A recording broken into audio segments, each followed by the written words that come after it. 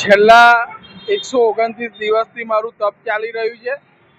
ચંપલ વગર રહેવાનું અને રોજ અહીં બપોરે 12 થી 4 ભગવાનનું નામ લઉં છું. કેમ કે મહાનગરપાલિકાને ઝડપથી હેરિટેજ એક્સપર્ટ મળે અને વડોદરાના ઐતિહાસિક વારસાનું રિસ્ટોરેશન જાળવણી ઝડપથી શરૂ થાય. પરંતુ આજે 129મા દિવસે પણ કહું તો મહાનગરપાલિકા દ્વારા કોઈ જ કામગીરી કરવામાં આવી નથી. મીડિયાના માધ્યમથી સતત અમે કહીએ છીએ કે માંડવીના પિલ્લરની હાલત જર્જરિત થતી જાય છે. ગમે ત્યારે કોઈક મોટો અકસ્માત થશે તો આજે 129મા દિવસે કહીએ તો જે ભાગ પિલ્લરમાંથી બધા છૂટા પડી ગયા છે એ બધા હવે ધરાશયી થવા માંડ્યા છે.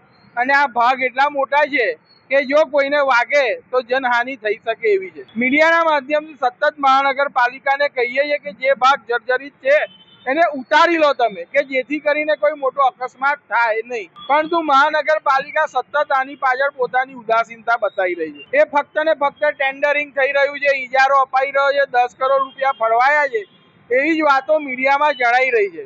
ત્યારે આપણા વડોદરાના સાંસદે મને બાંયધરી આપી હતી કે આપણા વિસ્તારના ધારાસભ્ય ખૂબ જાગૃત છે, રાવપુરાણાને ઝડપથી કામ શરૂ કરાવશે.